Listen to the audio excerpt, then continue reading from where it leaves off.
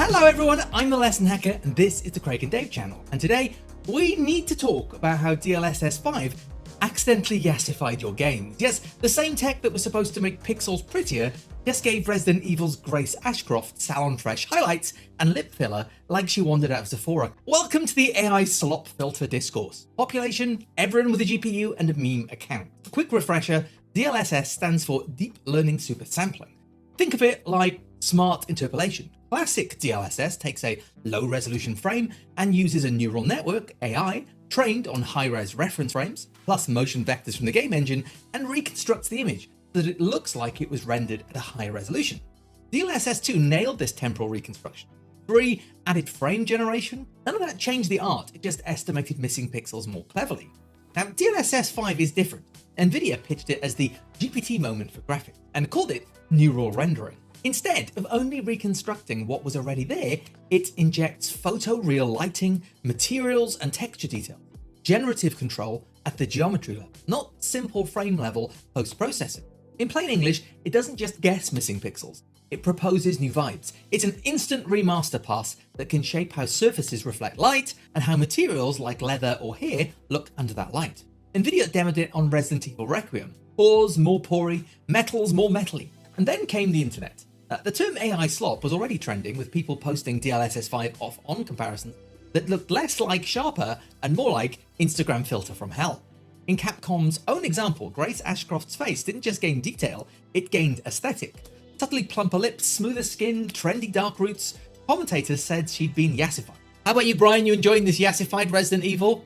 Oh, you are. You're applying it to your own real life as well. In EA Sports, Virgil van Dijk's face apparently went on holiday and never came back. Losing lightness in a game where lightness is the whole point. Environments weren't immune either. Some comparisons showed brighter but flatter scenes. Warmth and contrast dialed down, like someone hit HDR but make it 2020. Oblivion remastered shots looked over-processed to the point of losing the moody, believable haze. At the core is a question of intent. Who decides how a scene should look? Now traditionally, it's the art team. Photorealism is a style and not the finish line. Demon's Souls and Shadow of the Colossus remakes showed how a shinier coat can shift mood and meaning. On the flip side, Death Stranding is proof that photoreal can be deeply authored and eerie. The fear with DLSS 5 is that its model, trained on a broader diet of what generally looks good, leans toward a single global aesthetic: clean skin, crisp edges, bright key lights, and that's fine for a tech demo, but it can steamroll the weirdness, grit, or stylization that makes a game itself. Game designers aren't just painting pretty pictures either, they're encoding information. In Assassin's Creed, climbable ledges are marked with yellow paint for a reason. Lighting guides your eye to objectives, scars on a character telegraph their backstory and mood. DLSS 5 risks stripping away affordances. The signals that say this is climbable, that wall's breakable, she's tired and grieving, not ready for a Vogue cover.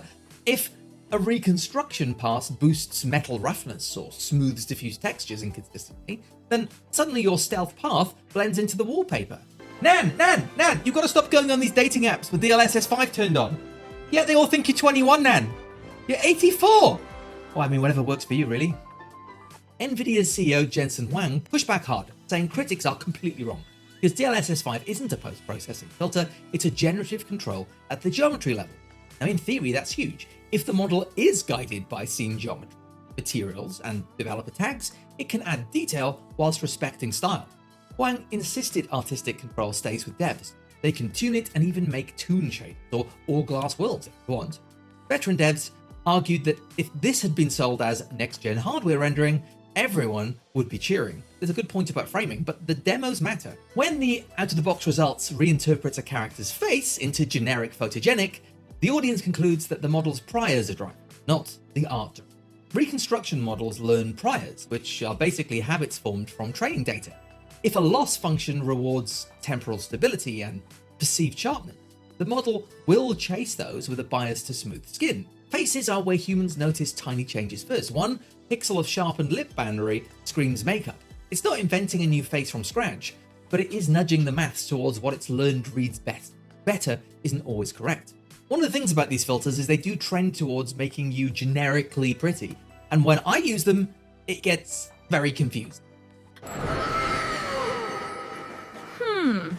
There are wins here. In broad environments, rocks, foliage, wet streets, DLSS 5 can be magic.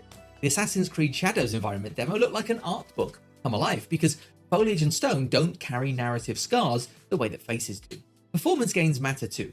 DLSS 5 can let a mid-range laptop run a dense open world at high frame rates without turning combat into a flipbook. Well, that's real accessibility. And yes, I can see studios designing with this in mind. Style lock passive, the asset tags like do not alter, character safe modes that freeze facial materials, environment only toggles or photo mode presets where you can yassify it to your heart's content without touching gameplay.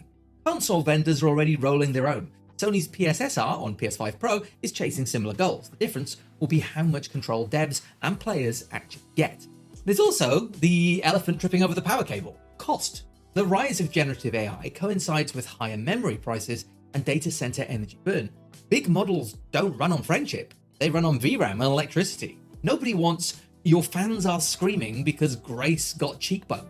For you as a player or a budding dev, here's the practical bit. Learn to separate fidelity from intent. High res, high FPS can be glorious, but if the tone shifts, call it out. Options matter. Test with and without the enhancement. And remember, the memes are doing cultural QA. When thousands of players say, oh, this looks wrong, that's a user study with more honesty than any focus. The tech is powerful, the question is consent and context. If DLSS 5 helps remaster an old game respectfully or boosts frames in a driving sim where faces don't carry story, amazing. If it walks into a horror game and applies a beauty filter to grief, you're going to feel the dissonance in your bone. So, did DLSS 5 accidentally yassify games? In some demos, absolutely. It took make it clearer and here'd make it hotter. The fix isn't to torch the tech, it's to cage the priors, expose the dials, and put the art team back in the driver's seat. Neural rendering can be a paintbrush, not a steamroller, but only if developers and players decide where the lines are.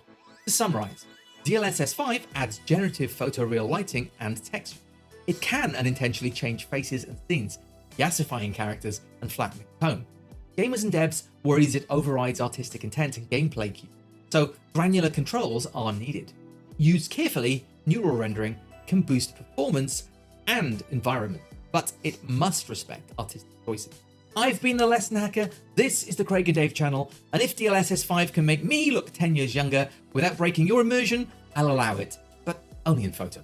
Now go check your game settings before your protagonist shows up to a boss fight looking ready for prom.